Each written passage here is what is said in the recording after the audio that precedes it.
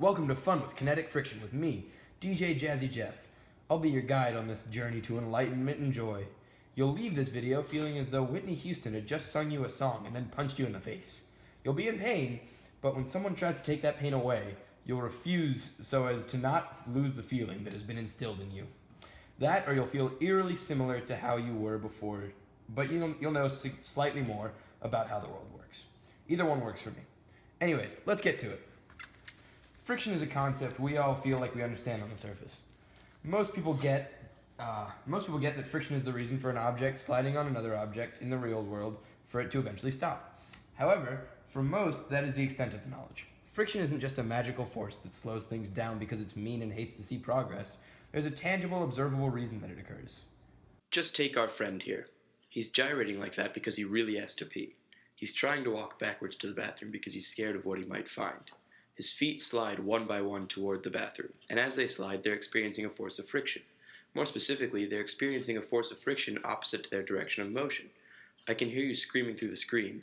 You're asking me, yourself, God, and whoever else is listening, yes, but why is there friction in the first place? Well, calm down, my new best friend. I'll teach you. Now we're going to zoom in on the bottom of his shoe and the floor. Even the surfaces that seem the flattest tend to have some irregularities in their surface when observed closely enough. These irregularities cause friction. The force of friction is really nothing more than a bunch of normal forces caused by irregular surfaces hitting each other. As an object moves along another surface, these surfaces tend to slow down the object in motion.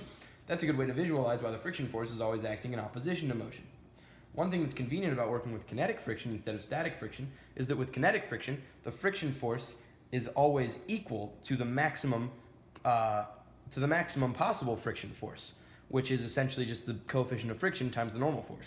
When working with static friction, the friction force is either greater than or equal to the friction force, or the coefficient of friction times the normal force.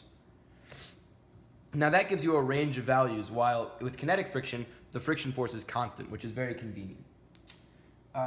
Like I said, the funny-looking symbol in the middle of the equation is the coefficient of friction, as represented by the Greek letter mu.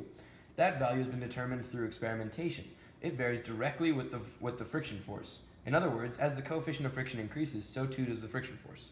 The friction force is dependent on the normal force, as you can see in the equation, and the normal force is entirely dependent on the mass of an object on a surface.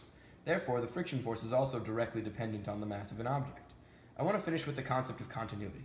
Imagine you're really mad and you have a box. So to take out that frustration, you slide the box up your inclined driveway.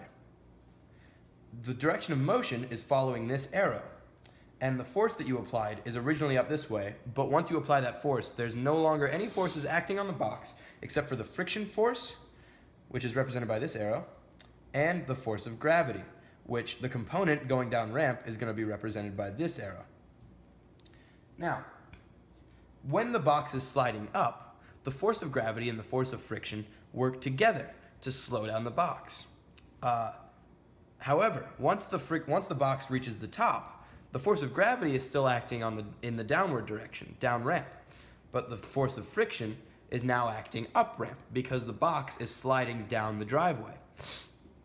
Now this is weird to gravity. If I can personify gravity for a moment, this is weird to gravity because gravity likes to think that it's a constant force. And as a constant force, it keeps on acting with a force directly towards the center of the earth.